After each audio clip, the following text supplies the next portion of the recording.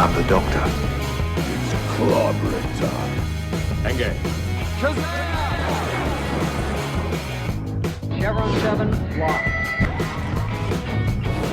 In brightest day, in blackest night, no evil shall escape my sight. Kawabunga. Woo! Welcome, folks. This is issue 34 of Heroes Asylum. Yes, sir. Yeah, we 34. We're cranking them out. So, And we made it. We made it past 5. yes, we did. That was a long time. And the dreaded like 7. So yeah, we're doing good on this. So That's right. We passed the dreaded 7. So screw you all who said we weren't going to finish. So, folks, welcome. This is all kind of borderline. This is kind of our 6-month anniversary, so to speak, for Heroes Asylum. We've now been officially cranking these out for 6 months now. Like I said, has it been 6 months? last week, yeah, we started on the February 24th. Last week would have been technically the 6 months. So, and also Happy anniversary. something, yeah, it's another anniversary. So sort of, and kind of goes in line with this podcast. Something kind of behind the scenes. I'm sure I've mentioned it before, and anybody that's listening, it's a close friend. On the 5th of September last year, I had a heart attack, open heart surgery, like major life changing thing, and that anniversary just passed as well. So, because of that, it was actually a trigger to start the podcast. So it's kind of a fitting 1 year for me and a 6 month for Heroes Asylum. Yeah. And to go along with that, with almost dying, this week's episode or issue will be based off of comic books we feel you should read before you die. Yes. Before you die. Let's not have that again, by the way. Yeah, no. By the way, congratulations on being back. And I speak for all the Heroes Asylum fans. We are glad you're still with us, sir. Thank you. I'm sure there's Not a problem. I'm sure there's a couple out there that might, disagree, but Well, we can't make everybody happy. But no, we try. can't.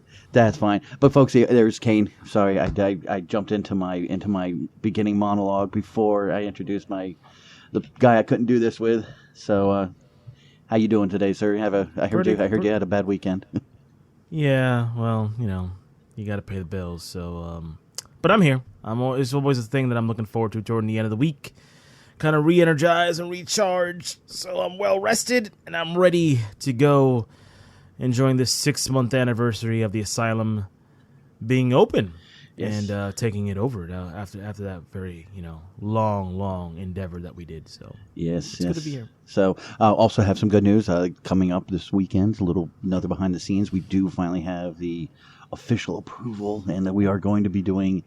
We are starting in October our Star Trek. Jesus Christ, Michael. Hey, our Star careful. Wars. Our Don't Star get those Wars. crossed. Yeah, you never want to crush your stars. Don't cross the stars. But we're going to be doing a retrospective of all the shows in the Midnight Movie Review. We're going to be doing a watch along for all of them in honor of the New Hope, because that's where we're at in our behind the scenes thing. We will actually have the one and only Steve-O will be joining us for doing a watch along on New Hope. So it will add a little color to this show, let's say. It's going to be an interesting show. It definitely will, yes.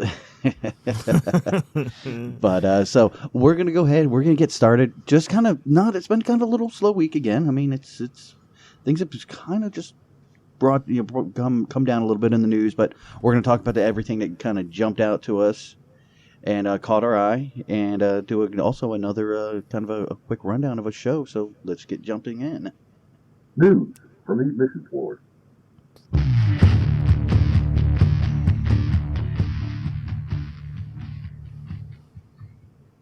So, sir, what do you have? I know you said you thought you had one there. I just got one thing basically that dropped any kind of newsworthy, worth kind of talking about. It was actually really it was supposed to be, I guess, a teaser trailer from Russia. It was the first teaser of the Birds of Prey. Really didn't show too much. It showed kind of a weird ambiance music. You see a red balloon, then all of a sudden the red balloon dissipates. You see Harley Quinn saying, there's no clowns in this movie.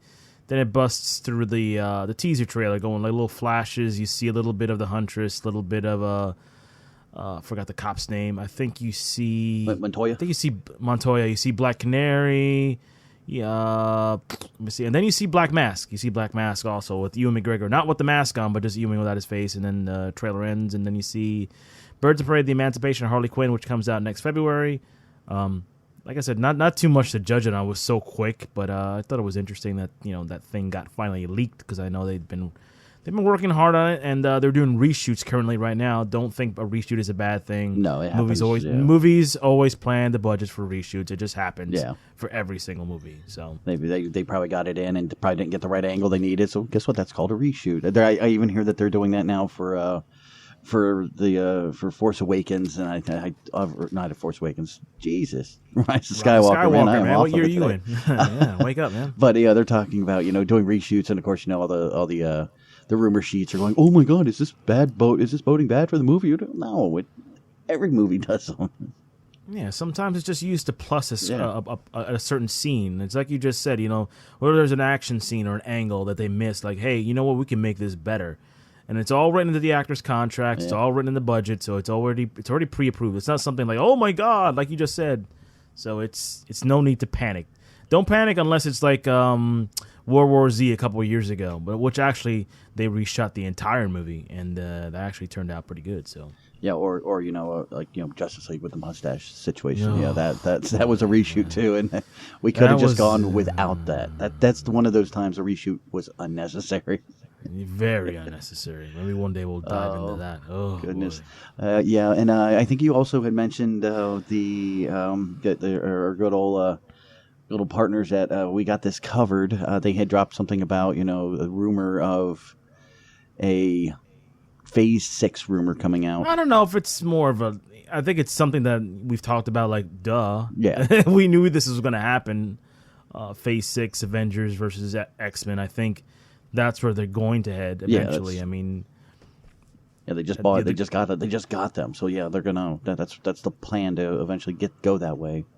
Yeah, but they're not gonna break up their storylines right now. I mean, they got them. You probably see the X-Men start to be mentioned like at the ending of Phase 5. Like you see like little nuggets here and there. I think if they do it right and if they do it the way I think they're going to do it, I think the Scarlet Witch is going to be the key. I think the House of M type of stuff. I think they're going to rework that. So yeah, I could see the House of M style, or with I mean, just if you look at Doctor Strange's new movie, the trailer or the title for that hints at multiverses. So yep. We're right there. There's your door to open it up. I know we thought that's what was going to happen with Spider-Man when they were making comments that. That I was going to call him Mystique, but Mysterio was from an alternate universe. But of course, nobody's seen it yet. But that turned out to be a good ploy from Disney and Marvel. Yeah, a little big ruse. But it's not to say it's not going to happen. And it looks like we will have confirmation of some multiverses out there. So Marvel has their stuff together. They know what they're doing. Oh, yeah. So I have complete faith in those guys. They're 23 movies in? Yeah. So. They're starting. My faith in them starting to shake a little. So there's some of the announcements that I've seen coming down the pike and things that I'm hearing discussed in the back. So I'm starting to waver on Kevin Feige's direction. I don't know. He hasn't missed yet. He hasn't yet, but they're coming around to the MCU soon, and that's where I think it might lose some steam and actually lose some fans watching it. It depends how they do it. I mean, if they're going to go totally MCU, I mean, we'll see. But I don't think they'll totally do that. Will they incorporate more female characters? I guess they will. I mean, Marvel has some pretty good female characters anyway. They do. So they need to use the ones they have. Yeah, true. I mean, but that's what they're doing. They're introducing She-Hulk. She's coming. So, and they got Scarlet Witch, and the X-Men. I think they have some women in there, and I mean, as long as they don't do the Dark Phoenix for 30 years, that'll be fine. No. And again, it's one of those ones I just. Just like you and I have always talked, and that's like our one of our battles we always have. But for me, I can't see the Fantastic Four being a movie. They've tried it so many times. Same thing with Dark Phoenix. It's just one of those ones. May not be translatable on we expect big and maybe they just can't deliver that size of it. That's something, there's always going to be that one thing we can't get, and it's just something. And we're not going to get Dark Phoenix. Well, yeah, we'll just watch the X-Men animated series from the 90s. They did a great job doing the Dark Phoenix. That's the one you need to watch. So. Yep. Friday, folks, this past Friday, in fact, we got to see Season 2 of Titans on DC Universe. Some, I don't want to say spoilers. I think we can probably talk around this. We could spoil it. Okay. Why not? Go ahead. We can spoil it, man. Why not? We can spoil it. This is our channel. We can do what we want. Exactly. But by the way, there's spoilers ahead, so watch Season 2, Episode 1, titled Trigon. Pretty much the episode starts off where Season 1 ended. You have Raven in the house, and basically Dick Grayson being influenced by the power of Trigon, going to his dark side. So that episode pretty much picks up right then and there. Dick is still under the influence of Trigon. He's chasing Raven and Beast Boy around the house. Trigon is there in his human form with Raven's birth mother. Then we have the other Titans. We got Hawk. We got Dove. Dove, as you know, wakes up from that coma mysteriously somehow through Raven. I think through some kind of mind control, mind manipulation. And they're told to go see Jason Todd. I don't know why, but, they got to go to see good old boy Jason Todd. Jason Todd hanging out in Wayne Manor all by himself racing a motorcycle, which I thought was kind of cool. Yeah. I'm not gonna lie. I mean, if you think about it and you're Robin and you're his age, and there's no Bruce, no Alfred in the house, what are you going to do? Take a cool motorcycle and ride around that big old house. So that's one of the things I do like about Titans. One of the many things is the portrayal of Jason Todd. So he is, yeah. He's become. I mean, it's so funny to watch it now. I actually enjoy Jason Todd, but when you look at the, and counteract it with how he was in the comic books, he was hated. But when you watch him here, he's not. They have to turn him. They have to bring out that dick-headed side of Jason, but somehow to maybe make it link up to when that thing happens. That eventually, I would wonder if it will happen in this, or if they're just going to kind of avoid it down the road. I think they're laying the seeds. I think I know what they're going to do, though. Yeah, I can see it coming. But as I finish the review of this episode, we'll tag team it and let me know. Pretty much. So they're in Wayne Manor. Jason Todd is recruited. So they head back to that house, back in the middle of nowhere. It looks like the Psycho house. I don't know what it is. They meet up. They see Wonder Girl and Starfire outside of the house trying to zap in. They can't get in. There was actually a cool little moment between Wonder Girl and Starfire, and it kind of gets me thinking that these guys do read the comics.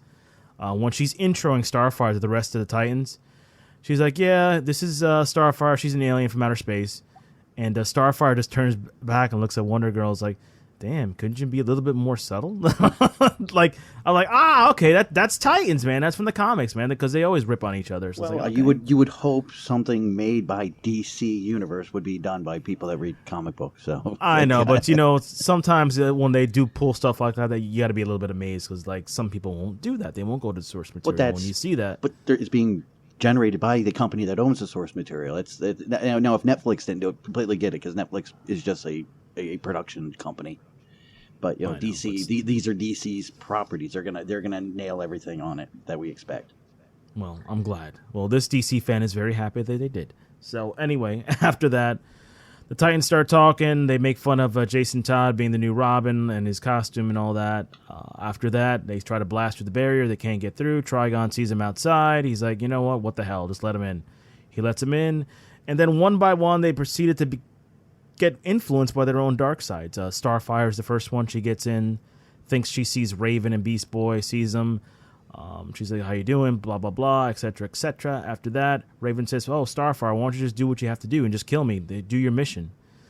So she does. In this dream sequence, she kills Raven, turns her to dust, and her eyes blacken up, and she's in the dark side. Wonder Girl goes through her own little dream about saving her father from an arsonist. Basically, she catches the arsonist in the act, throws him off a window. She's in her dark side. I think the coolest of the dark moments, I'll call those dark dreams from Trigon, was Jason Todd. Again, when he's fighting Dick Grayson in the Batcave on the body of Batman, which I thought, and the whole fight, I thought it was dope because these are both Robins. They're both skilled, and Dick Grayson proceeds just to kick his ass throughout that cave. Basically, the dream ends with Jason picking up the gun that was used to kill, Bruce's parents, shooting Dick in the head. He's in his dark side. And then we go on from there. Everybody's pretty much in the loop. Trigon is in his demon form now. Don't. Did I miss something? Yeah, you brushed over probably one of the darker ones. You brushed over Hawk and Dove. Oh. In their dream sequence. That was when I saw that, I was like, are they going that? You see them, dealing with the pain of everything that's happened to them, in their life, and them turning to basically watching people you were watching them getting like fucking heroin ready to go. It was like that's right. The spoon. I was like, man, this is dark. They went full Speedy on us. Man. Yeah, that's exactly what I thought. I was like, man, are they pulling Speedy here or what? But yeah, that one was like that one kind of like dropped my jaw there for a second. I was like, what? Okay, I mean, I like the darker side of it. Like Deadpool says, you're too dark, or you're part of the DC universe, and they're sticking to that. Yeah, they went dark big time. And okay, so I guess after that, those dream sequences were done. The last thing, Trigon tries to break Raven's heart by killing Beast Boy, or so we think he does. And then Raven basically gets her heart broken, smashes it. Trigon turns it into the crystal that will be in the middle of her head, which will trap her father, if you ever read comic books. So that's in her head, so that we got a little nod there. And Raven has basically gone full dark side. Trigon turns into his demon form, which I thought for the budget they have, he didn't look that bad. No, he looked pretty good. He wasn't like 100 feet tall, but the way he was made, I don't know. I guess it was all CGI. Yeah, he had like the 6 eyes or 4 eyes. He did not look that bad. So I was like, okay, this is pretty decent. Walks out and looks like he's about to take over the world. But spoiler, guess what? Beast Boy's not there. Turned to a snake. Runs into Raven, touches her. Raven's awoken up, and then she starts waking up Dick Grayson from his little dark dream, trying to influence him. Hey, you're a good dude. You don't want to do this. One of the scenes that I kind of dug during that dream sequence, which is really cool, was towards the end when they're on the trapeze again, and the flying Grayson's thing is in the circus. I was like, oh, this is a nice little nod. We're going back, and you go to the past to bring about the future. And she says, hey, look, I'm going to jump off. I want you to catch me. She jumps off. Dick looks at her, going down, and of course, in typical movie fashion, Dick reaches out and gets her, breaks out of the spell, and the rest of them break out. Well, actually, the rest of them don't break out of the spell, just Dick. And then Raven says she's going to have a talk with her dad, which I thought, it could have been cheesy, but I thought it was, because Raven is supposed to be more powerful than Trigon. So I know some people had a problem, like there wasn't a big old fight, but then again, it's an hour-long show, and I took some liberties as well by watching this scene, and I kind of dug it. Like, she basically, you don't see it, but I guess the innuendo is that she trapped her father inside the diamond that's in her head. So that's the one thing I wasn't sure, because it looked like he vanished into some rift that was in the sky. Yeah, that's what I was like. Okay, I thought it was supposed to go the other direction. So I just don't think they showed it. So I'm just gonna take because you didn't see a moment. She just comes out of the smoke, and she looked older when she got out of the smoke, which is yeah. I think you and I were talking about that. I wonder if the first half of that show was recorded at the end of season 1. They took their break, and when they came back, she's only 15, I think. So she's in that age where they change overnight. If anybody's she changed fast. If anybody had a kid, within like 2 weeks, or two months, they can go up a shoe size. So she may have just naturally aged from their time off, and so I think that second part of it was filmed when they returned. Yeah, she looks like she did a lot of growing during that period. That's all I'm going to say. Yeah, she looks definitely a little bit taller. I noticed that when she went to go hug. Yeah, like before she was a small girl, now she's like almost his height. I'm like, whoa, dude, okay, little growth spurt. So. Better get Nightwing some lifts there. Get him back in the put him back in the 70s go-go boots. She got those Doc Martens on. So basically that ends. Trigon is gone. I guess we're going to assume that he's gone to this mist or in the jewel, I guess. Maybe he'll come back, maybe he won't. Who knows? And then after that, we get the Titans all together talking about what they're going to do. Typical comic book, I think. Hey, good luck. You did this job here. It looks like Starfire's leaving with Hawk and Dove to do their thing, and Dick is taking the kids. They ask him where they're going. He's cryptic. He's like, we don't know. I don't know. And Then that scene ends. Then we flash forward to a forest and a cabin. And you know what's coming. We see him in there, some guy with a patch over his eye, gray beard, washing it off, and yes, it's our first introduction to the Titans version of Slade, a.k.a. Deathstroke. What'd you think, Mike, about that? I thought it was pretty good. At first I wasn't expecting Slade. I'm trying to remember who I was expecting. I think in the back of my head I was expecting somebody else and I'm just trying to go back to when I watched it and that first gut reaction, because to me it was I didn't think it was Slade in the cabin. I thought he would have been somewhere else. But this part of it makes me understand that we're seeing. I thought this was the beginning, the birthing or the origin story of the Titans, but it's actually that's what I thought too. But they're hinting in this. I think with Slade, it is when it finally dawned on me is this is like another version of the Titans. There's an earlier version that we haven't really talked about or seen yet, which that'd be kind of cool to. I know episode 3 in this season is called Ghost, so I wonder if maybe we'll see maybe a flashback of some sort to earlier Titans. At the end of the episode, they kind of hinted at past Titans, but you had already met them already. When they're in the that tower, but we'll get there. Yeah. But anyway, Deathstroke is being played, I believe, by Asa Gonzalez, and if you don't know who that is, I don't think that's his name. I think I just made that name up. No, Morales actually. Is it Morales? Close, yeah. Asa Morales? Asa, Okay, yeah. Asa Morales, and if you don't know who that is, he was Richie Valens' brother in La Bomba. That's right. He was the older brother, so he's older now, and he's playing Slade Wilson. Good for him. At least he's still getting work. So that scene ends. And then Dick's driving off in the Jeep with the kids. And where does he go to? Yep. The moment we've been waiting for, kids. He goes to Wayne Manor. Drives up. You can see the goosebumps in his head. He's stopping. And who comes out to greet him? Not Alfred, but Bruce Wayne himself. Now, since Mike and I are big fans of both of these characters, Bruce and Dick Grayson respectively, I'm going to comment on the perspective of Bruce, and he's going to comment on the perspective of Dick Grayson, and then we're going to tag team together and what we thought of this scene. I thought the Bruce Wayne that we got here was... The actor's fine. I think Ian Glenn's a good actor. He's 58 years old. I don't mind the old Bruce Wayne, as some people do. I just had a problem with the writing in this. Because Bruce said some things here that was just kind of caught me off kilter. Like one of the first things he says... Oh, you surprised me. Bruce Wayne would never be surprised. He's always on alert. He always knows what's going on. He should have been like, hey, Dick, okay, I knew you'd come by eventually. He has to have that humbleness but arrogance at the same time. He leads him inside to get some tea, and they talk to each other. He's like, hey, I regret what things happened, but I'm here to lay the shelf. And he just his dialogue in the whole scene was kind of like just not Bruce Wayne to me.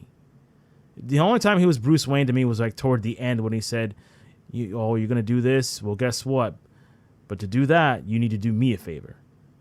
And I hope it gets better, but I just think the writing for Bruce was very badly done in this scene. Yeah, I agree. I think I got a chance to watch it first, and I kind of threw you a text. I'm like, dude, I think Clooney and Kilmer were actually better Bruce Waynes, and it hurt me to type that. And that's sad to say that. It really did. It was very, very. And again, I'm the same way. I love the actor. I loved him in Game of Thrones.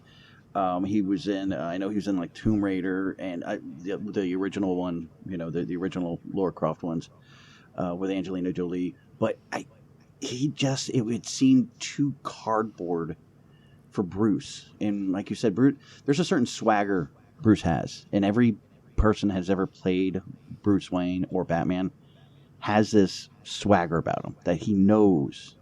He always knows. He's the greatest detective, and he just didn't come across that way. It was very odd.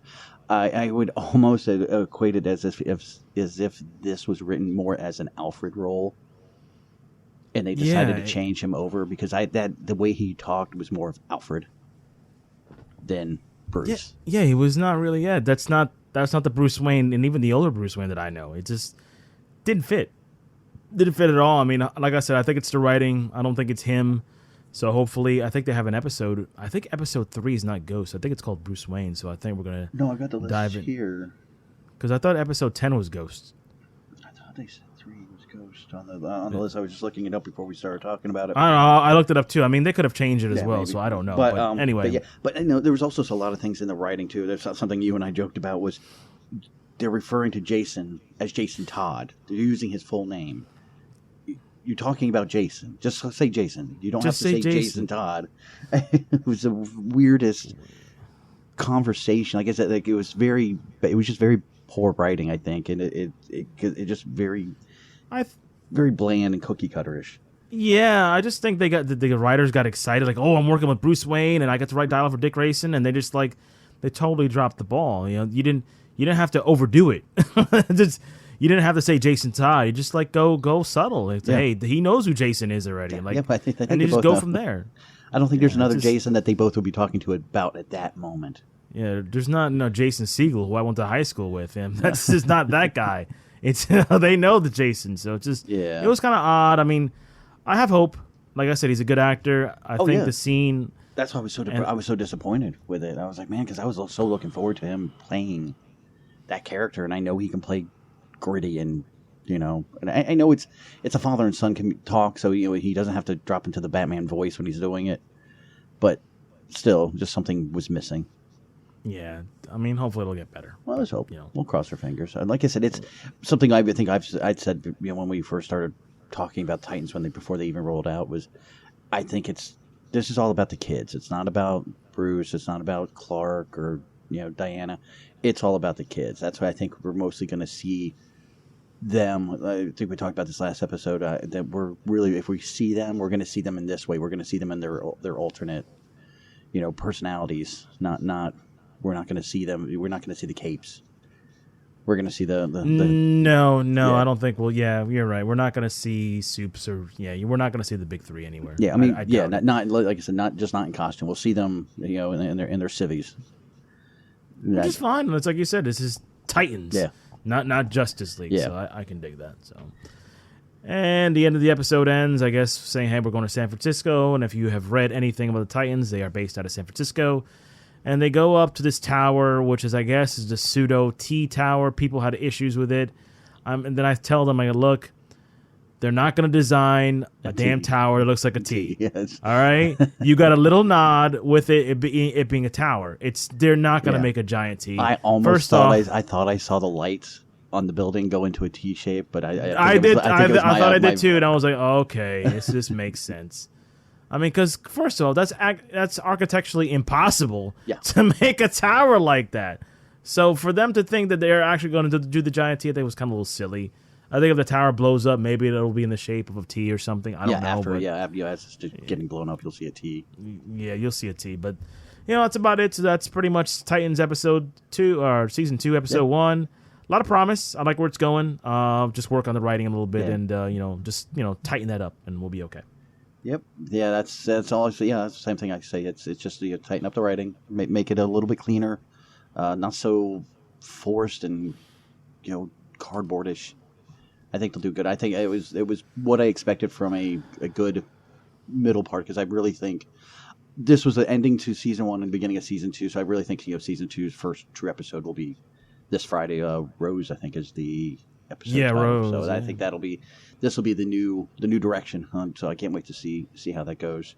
Which is kind of an interesting way they're doing it now. At first I was like, when you do your season finale, you want to end it, but instead they're picking up with the next season with the season finale of season 1 as episode 1, season 2. I was like, that's interesting. Well, that's how it used to be. I mean, when you think back when we were growing up, that's how it was. There was a season cliffhanger, and part 2 was season 1 or episode 1 of the next season.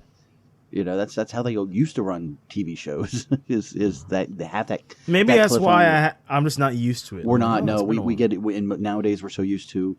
Here's a season, 13 episodes, one and done. We're the story's over. Next season we'll start something new, a new arc. But actually, to have that hangover and it just holding out there. It's different. So I mean, I'll give it a shot. See what happens. So season 2. Episode 1, Go Titans. Yeah.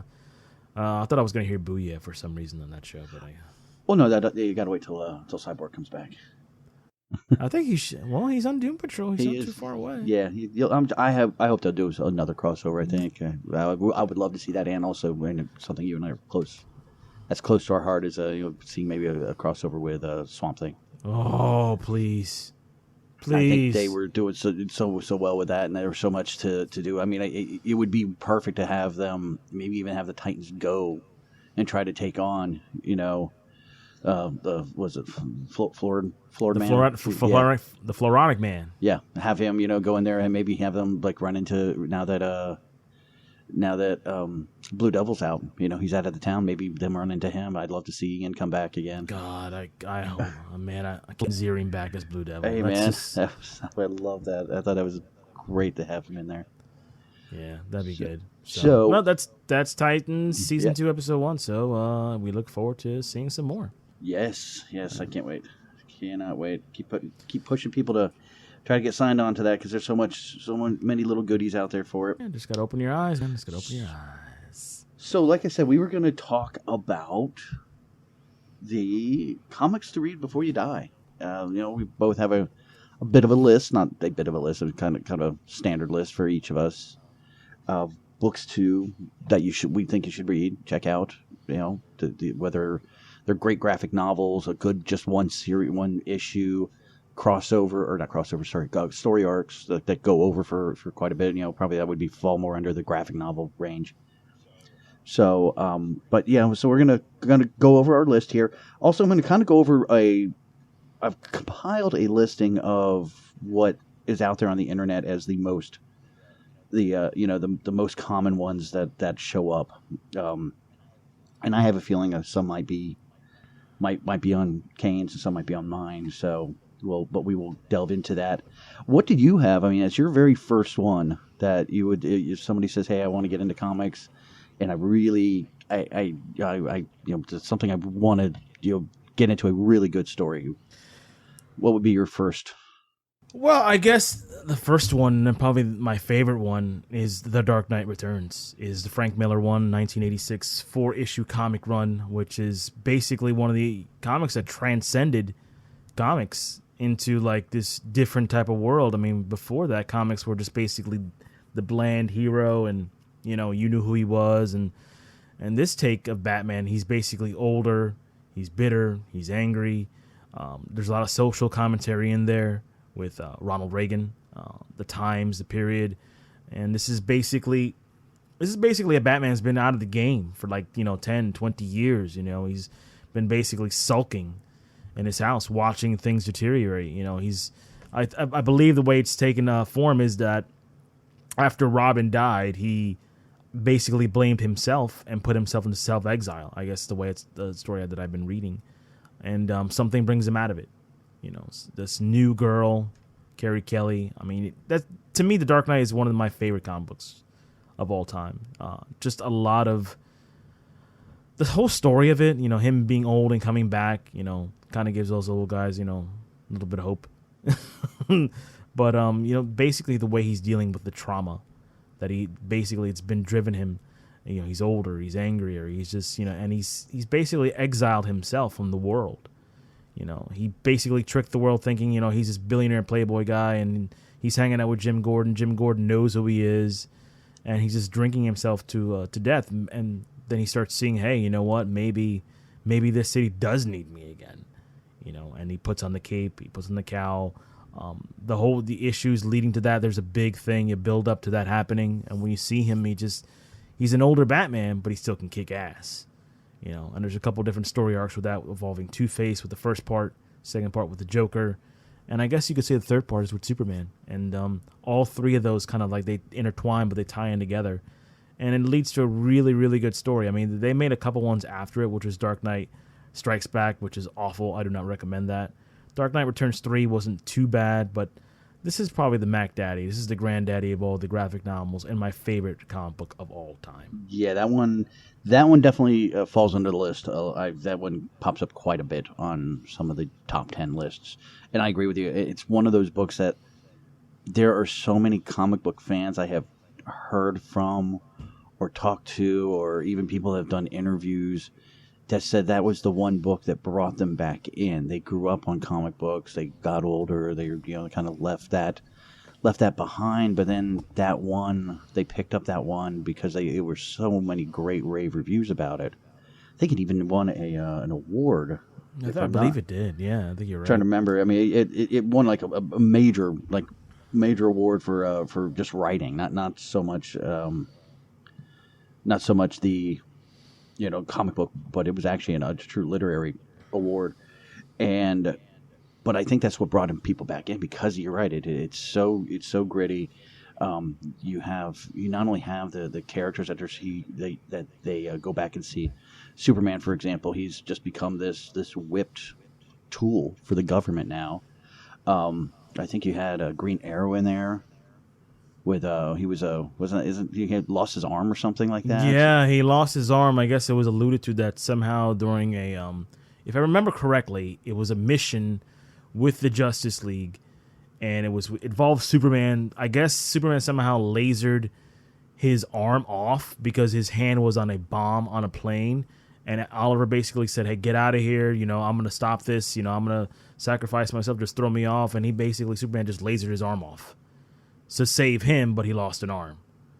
I believe that's how it went. It's been a while since I read it. But that you had the Ollie Queen being the old Vietnam crazy veteran guy. Yeah, and then I think one of the things for me, the most striking about it was the artwork. It was so good, very it was gritty but gorgeous at the same time. It's kind of hard to describe, and definitely with Frank Miller. I mean, Miller definitely comes from that old school, the British kind of style, and you could definitely see that in there. Mm-hmm. So it was one of the better ones, and I still can't find the. Trying to find it. I know it had won some award here. Now I'm just trying to do a quick search. No, well, I did find something on that, which is kind of interesting. When it came out, the New York Times gave it a negative review. Can you believe that? Wow. Yeah.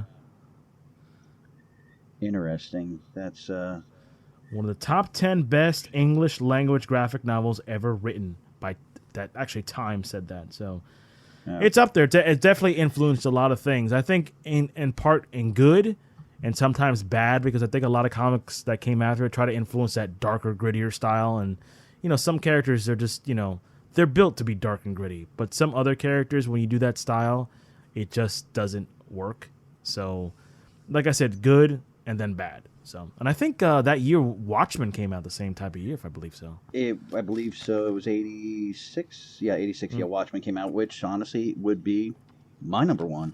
Not number one, but my first one in here would be Watchmen. Nice segue. Yeah, it's again, and it kind of falls in the same style, in the same artwork as well. It's very, very gritty in that aspect. It was not pretty, so to speak, because of the world. The world itself is not pretty, and it does that same style. It's a alternate history in the in the world. If nobody's ever watched any of the Watchmen movie, they do have a series coming out here shortly on HBO. So it's basically an alternative history that I think it was Nixon stayed in power. He didn't leave office, and it was just everything blew over from Watergate. And these superheroes were there, and it's very reminiscent of like the Justice Society and Justice League early on. These people were there, and they weren't the perfect people when you actually get down into it, because you have so many different characters, and you have Owlman. God, I always mess up his name. Ozymandias, yes. Yeah. So you have a lot of the different characters. You have Mr. Manhattan in there, and it's just very eclectic characters. You can see, and I do love the story, but you can definitely see where the boys got their influence from. As much as I love the boys, definitely a heavy influence on that. And but the alternate world and the grittiness of it, that all superheroes aren't the same. They're not all going to be your Boy Scouts. They're all flawed. That's pretty much what they're saying. They're all very, very, very flawed. So, and that kind of like just, threw it right in front of you. Like the opening with the comedian, I mean, just says it right away. I mean, where's this comic going? It just throws you right into that world, and you're like, wow, this, like Dark Knight Returns, a social commentary with Nixon. I mean, it's just amazing. The artwork, the story. I mean, just, and the movie. I thought, if you watch the unedited cut, there's actually a 3-hour cut out there somewhere.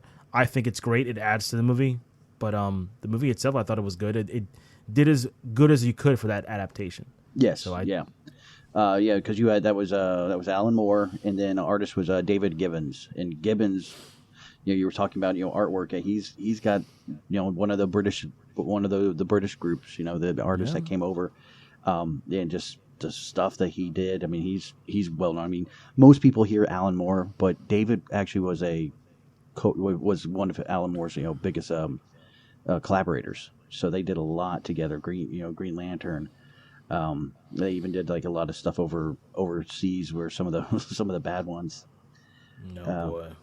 But yeah, no. It's just one of those ones. Gritty. It's something that just stands out, and you just want to keep reading on it. Yeah, definitely one of the better ones out there. I mean, I think that year to have those two come out in the same exact year, that's just insane. And I think that year, a comic that I didn't put out is one of my top 3 was I think Born Again came out that year. Daredevil? Daredevil, yeah, which is another great run. I mean, I didn't put it on my list, but I think that year, so this great 86 was a great year, not only for my sports teams, but a great year for comics as well. So yeah, definitely Watchmen is. I will put that right neck and neck with the Dark Knight. I mean, it's right there. I mean, either or, you can't go wrong.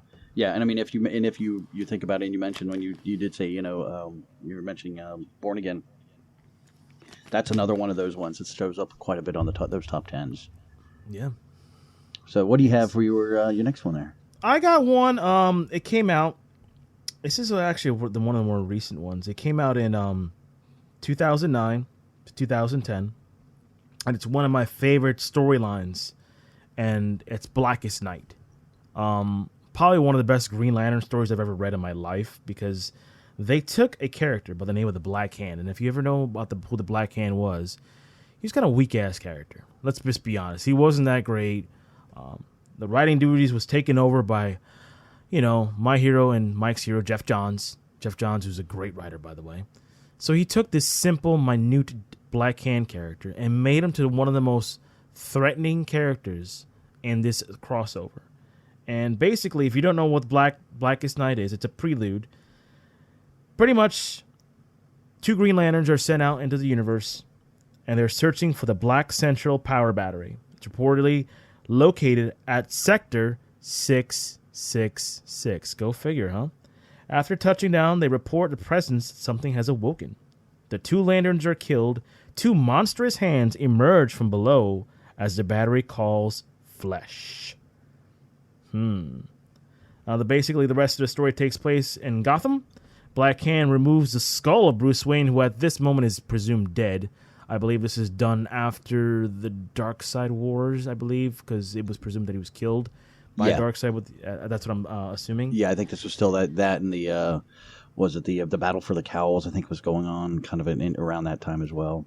Yeah, so basically they think Batman is dead. So basically the Black Hand awakens these black power rings. These black power rings are awakening all the dead DC heroes across the universe. And basically, along with the Black Lanterns, a whole spectrum of other color lanterns come forward. Blue, orange, red, yellow. I mean, we've had yellow for a while, but blue, indigo, purple. It's just like a whole these things. A big war begins against these Black Lanterns. The Black Lanterns are basically the anticipants of death, led by Necron. So it's just, it goes from there. And let me put it this way. If you ever watched the movie Event Horizon, I think Event Horizon will be the closest thing you have to Blackest Night, but just think Green Lanterns, just think, coming from the dead, just think Oa, and wrap the DC universe in that, and you really have a really good, tight story. And I know it's not some people's favorite, but I love Blackest Night. Love. And I think it's definitely one, if you're not a Green Lantern fan, and you want to be introduced to Great Adventure, read this one. It's really good. It introduces the whole Lantern Corps. everything about the history.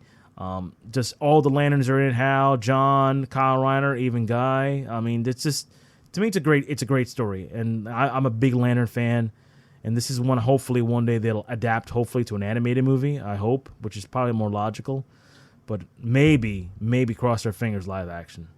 Yeah, I think it definitely could go that route for comic book. I think, or not comic book, but for the cartoon on that, because just the depth of it. It's, I mean, you're talking 25 books, I think, total for Blackest Night. When it first rolled out, like if you take the prelude and then everything else, because it wasn't just Blackest Night, but it also took place, right. I think, in Titans. I think was one of the books. Titans was one of the last. Yep. So I mean, you're running everywhere. So I think just like what they did for the Death of Superman on the DC animated series, they did 2 movies. I think that would probably be the best way to do Blackest Night. And I would love to see that, because that was one of those ones. Again, I was out of the book world for a little bit, and I was already coming back in, but this one was one of those ones that kind of caught my attention pretty quick. It's a good one. It's like I said, it's like Green Lantern stories are like kind of like a hit or miss. I mean, like this one, and I guess you have the Parallax story, which was kind of cool, but even that, the beginning was good, but the ending was kind of lousy. And you got Kyle, he's had some good stories, but to me, this is the entire Lantern Corps. This is the entire DC universe right involved. Yeah, it was everybody in this war. It's everybody, and that's one of my favorite things. It's almost like Infinite Crisis when everybody's kind of teamed up. You have this one, and it's more newer, it's more fresher, and the approach was great too. And you got Jeff Johns in there, who's like Mr. Ultimate Writer, and I think he's writing for Titans, I believe, in the DC network. They had him as a movie producer, and that's not his role. His role is being a writer, and it shows. He shines in this. Yeah, and yeah. It's so good that I think I might have to buy the omnibus of this again, because I don't have it anymore.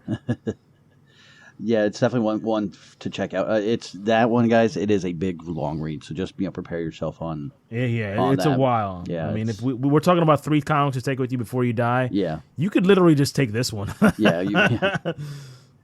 All right. So for me, my second one is I'm going to my heart. Going to be talking about Superman. Actually, All-Star Superman. That came out was 2005. It started. It was a series that ran for a little bit, but they released it as a graphic novel, and it's not too big, but it ran for about a year. So you're talking 12 issues total, but you can go out and find the graphic novel. Grant Morrison. I mean, do we have to say anything more after that?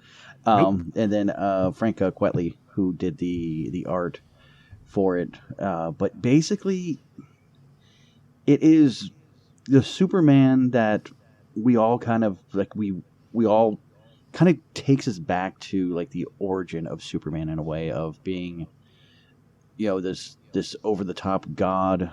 Starts off with him saving a group of scientists that were close to trying to do some work by the sun, and they were it was sorry, trying to read and talk at the same time. Sorry, it's okay.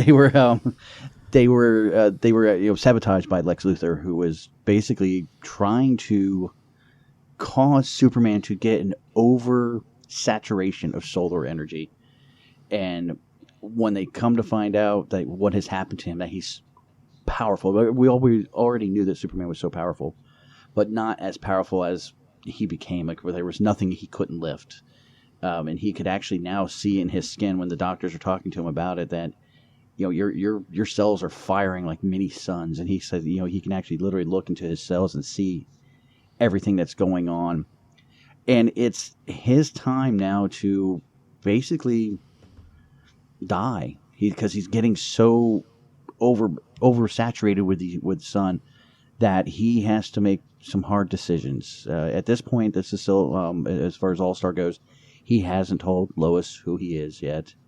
So he decides, to take her up and take her out on a date as Superman. Takes her to the Fortress of Solitude, and presents shows her what he is. She gets a little mad at him. You're lying to me. You've been lying to me. But he, for her birthday, decides to give her a a chemical, kind of a liquid form chemical that basically alters her DNA for 24 hours and lets her become him. Basically, she becomes Superwoman during that time.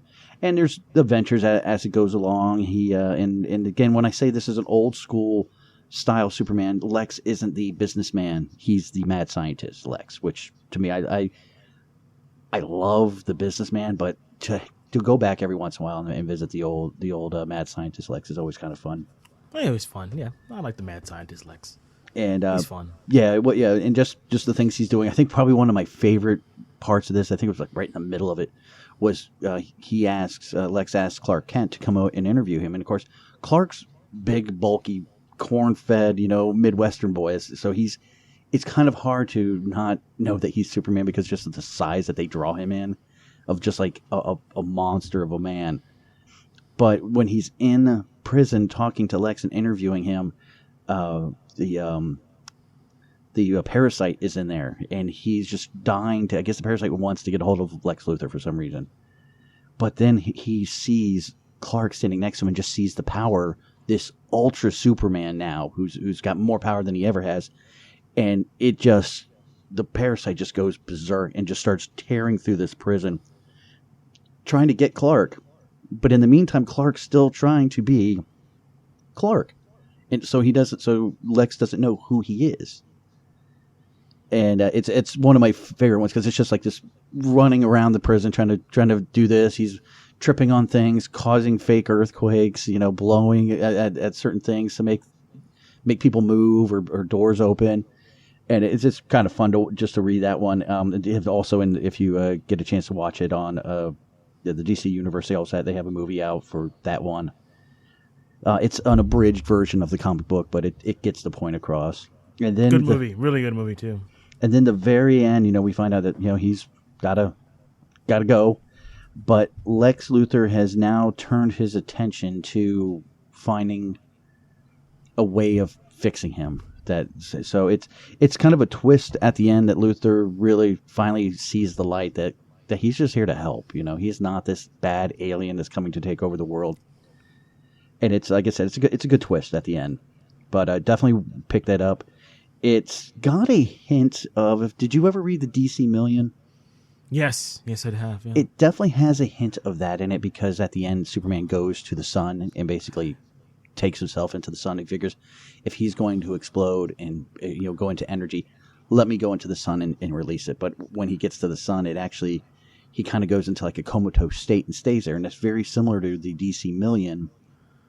In that run, it was where the Justice League from the past go to the future, a million years in the future, and they see the return of Superman because he's been in the sun for so long, and it's.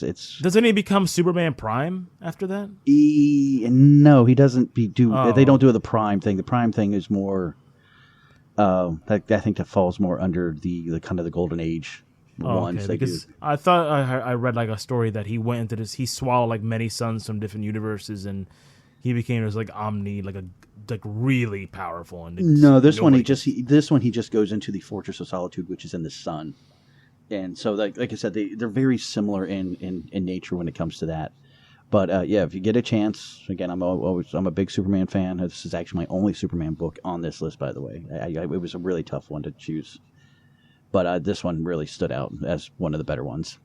I had, the Death of Superman was one for me because that's another one that got me back into comic books really big. But this one just stood out because of the different stories and the storyline. And it is Superman back in his underwear on the outside, which is kind of fun to see. To see that kind of style. Yeah, that's always good to see the old school style, even when Batman does it as well. But I have read this comic, and I gotta agree with you. It's not a Superman fan, but I could see where they were going, and it's definitely that old school type of Dick Donner Superman. Like he's the good dude, and he's not here to destroy anybody. He's just a good guy. That's all he is. He cares. So and the ending with the twist with Luthor is really well done too. So I would highly recommend and back up Mike on this one of All Star Superman as well. So I guess the third and last book that I got is a book that I've already mentioned, and we did it when we did our Vertigo, but it's still one of my favorites, and that's 100 Bullets by Brian Azzarello. I love this book. I think you can hear the podcast. I believe it's 32 or 30 that we talked about Vertigo, and I rave about this. So I'm not going to go into too much detail. You can just go back and listen to one of our older episodes. But I'll say the premise of the book is basically 100 bullets in a suitcase given to people throughout the world by this agent, Agent Graves. And basically the 100 bullets, and inside are some files and pictures of the people who have done you wrong in your life. So just picture that, somebody who has really screwed up your life, made you miserable. Some guy hands you a briefcase with 100 untraceable bullets, a gun. He gives you all the files that you need, and plus, once you do the killing, you will be exonerated from any court, on any land, on any city, anywhere. You'll be exonerated from this murder. So it brings forth an interesting dilemma of would you do it, would you not do it? Like I said, I won't go into full detail. It involves this group called the Minutemen, who are 7 of the deadliest assassins in the world, who work for A.G. Graves, and they go up against a group called the Trust. The Trust is basically like these world conglomerate criminals who get together. They basically rule the world from behind the scenes. So basically, at the end of the day, it's the Minutemen versus this Trust. Like I said, here are previous episodes to get the download, but definitely still one of my favorite books of all time. Of course it is. Brian Azzarello's 100 Bullets. Definitely take that with you if you go on that island. Read it over and over again. It's a great, great read. I'm shocked they haven't made it into anything yet, but I still love it. I still go back to it. I still have my copies here, and every now and then I'll just peer open through it, look at the stories, because it's not only just like the Minutemen versus the Trust. That's the backstory. That's the ultimate, that's the end game right there. But just seeing, being handed this briefcase, and what are you going to do? Do you want to kill this person? Would you do? I mean, you have everything there that you can get away with it. Should you do it or shouldn't you do it? It's just that that moral dilemma that I've always enjoyed in comics. Yeah, I'll have to take your word on that one, because I honestly will have to say I have not, since our Vertigo one, I haven't gotten a chance to read it, but that is on my list of ones I want to definitely check out. It's a great one. I mean, like I said, I swear by it back and forth. So I will never steer anyone wrong when it comes to comics. I mean, once in a while, but this is one of the better ones, and that's 100 Bullets. And like I said, here are one of our previous episodes to check it out, because our Vertigo one, which we broke down some Vertigo comics, but this is definitely one of my faves. I was looking it up here. Yeah, there was talk. They haven't gotten anything yet, but there was talks of doing a movie being produced by Tom Hardy, actually. But this is back, we're talking 4 years ago now, so haven't seen much since. It went over to a New Line Cinema, so it's probably sitting in production hell right now. Yeah. Who knows when that's going to be out? Yeah, but hopefully soon. because they were talking here that they were saying it was part of the. This is how old the last talking of it being made into a movie was. They were in development of Justice League the film, Shazam, so that kind of gives you an idea of how far back that is. Yeah, it's been a while. So, but that's one of my faves. 100 Bullets. What you got for our third and final one there, Mikey? For that is actually I'm going back to DC. This one was a tough one. I debated my runner up for this would have been something I think the only reason I didn't do it is because we'd already talked about it a little bit. Was the Vision book from Marvel, where Vision creates his own little world. But we'd already talked about that one. So for me was DC: The New Frontier. Oh. It's nobody's ever heard this one. It's basically this is one that when we were talking about the Dark Knight winning awards, this one's got the Eisner, Harvey, and Schuster award winning book. Six issues, so it's not a very long run. And basically, it is taking place during kind of in the 1945 to 1960. So it covers a good 15 years. Basically, post World War II, kind of has that Cold War sentiment to it. And it's showing the decline of the age of superheroes, that they've been there. So you had your Justice Society, I guess, would have been who it was there, and they're kind of not needed anymore. So these other superheroes that are sort of coming out, they're not sure what to do with themselves. But then something comes up, a new alien threat shows up, and it starts what we would consider, I guess, the Silver Age, or the new age, and so. It includes everybody from DC. That's one reason why I kind of like this, is it kind of brings everybody together. Superman, Wonder Woman, Batman, obviously, you're going to have your Silver Age, those three Silver Age ones. You see the introduction of Martian the Manhunter. You see how he gets there, what he does. Very cool. Like reading it and watching it. This is another one of those that they turned into a movie. But watching him as he's learning about the world through television, and Martian can change. So he's watching TV and he's changing into these different characters, changing into Bugs Bunny, changing into Cagney, and just he's going through these different changes as learning what to do. You see the birth of Flash coming around. You also see, Green Lantern. Green Lantern's birth. You see his birth, and at one point we do meet Aquaman because we're not sure who he is or what he's doing, and it's just a great overall story. It's very nostalgic, I guess, is one reason why I really like it, because it is set in that time, that post-war. Everything's great, everything's happy, but yet you have this style of these characters and how they're drawn, and I just think it's great. This one was, I think, the art for, or not the art, but the artist for this. Actually, he was the writer and the artist, which is very odd to find. Was a Darwin Cook. Really? Yeah, usually it's one or the he does one thing and this. But he's been around for a while. Done a bunch of different books, for everything from The Spirit to Catwoman, but then when you watch the actual movie, it's part of the Tim universe, but it doesn't have that style, which I thought was kind of cool. The interaction with when Batman meets up with Martian Manhunter, very classic. Yeah, very classic. Yeah. I mean, it's very old school as during that era. But it's very Batman-esque. Like, he knows he's an alien. He's like, hey, man, I know you know what I know, but you know what? I got fire. And he just says that and leaves. And I'm like, okay. It still has that feel. I mean, like I said, very old school, very nostalgic, but still has, like, that feel. Like, okay, they're still the characters that we know. They're still Flash. They're still Superman, but they're just in a different era. Yeah, that's all it is. But you're seeing the G Golly kind of characters, and that's kind of, I guess, the two stories, the two I was choosing between Vision and this one, both had that post-war feel to it. So it's kind of, again, it's one of those feel-good ones. I do know there was a sequel, a very small one, Solo number 5, was a short story, was written from King Faraday, who was in there in Cuba. And then there was I think it was called Justice League New Frontier Special. There's released a few years after this one, because this came out 2005, I believe, was the date on this. Yeah, 2005 to 2006. So, but like I said, it's just something fun. The artwork's nostalgic, the storylines, the characters base, very nostalgic. So it's a good, fun read. Yeah, it's definitely one of those. Like I said, I saw the animated movie. I didn't get a chance to read too much of the comic, but it's another one I have to put on my list. I definitely have to read it. And would I take it with me to this island? Not at the moment. I'll take my 3. I will have to tell you, though, that's the one thing, because I reread this, when was it, about a month ago. And it's one of those ones that just pulls you in. You just don't want to put it down. Because just how the style of the artwork is and just the story, it just sucks you right in, and it's fun to read. Yeah, pretty much all these comics, any which form that you choose to take them, you want to take one here, one there.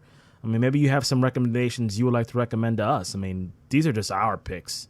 You probably have something that you've read that maybe you want to recommend. You put in the island that you want to read before you die. So, but definitely all 6 of these are really good finds. And go to your local comic book shops, pick it up. I mean, if you got Comixology app, read it through there. But I would always recommend to get the physical copy. I'm always a fan of the physical copy, having it right in front of me. But if you want to get it on download in Comixology, go right ahead. As long as you're reading it, reading is fundamental. Yes, it is. Yeah, and especially here, guys, locally here in Orlando area, Longwood specifically, check out Acme. I know they have these. I was there just yesterday. Some of the ones I was picking, and I kind of knew a couple that Kane was going to do. So they definitely have them in stock, and if they don't, just ask them. So yeah, definitely check them out and find some ones that you guys like. I mean, hopefully these will get you in. The ones I kind of picked because they have multiple characters in it, and I think the same thing with you with Blackest Night. Those, when you find a character you might like in that book and go, wow, I really like what he's doing, or I like the take on this, you can go and find his book or her book out there and pick up their story and see what the history on them. So that's a few of these are definitely good intros to just get into the world. Period. Yep, I would have to second that motion. So that is all we have. I know this week I'm going to throw a good shout out to our good buddies over at Acme again. This coming Friday, guys, it is Friday the 13th. So if anybody is in town and they want to have a little fun, pop into Acme on Friday. They are doing a photo shoot with Jason on Friday the 13th. So they're going to have a guy there, nice. full Jason garb.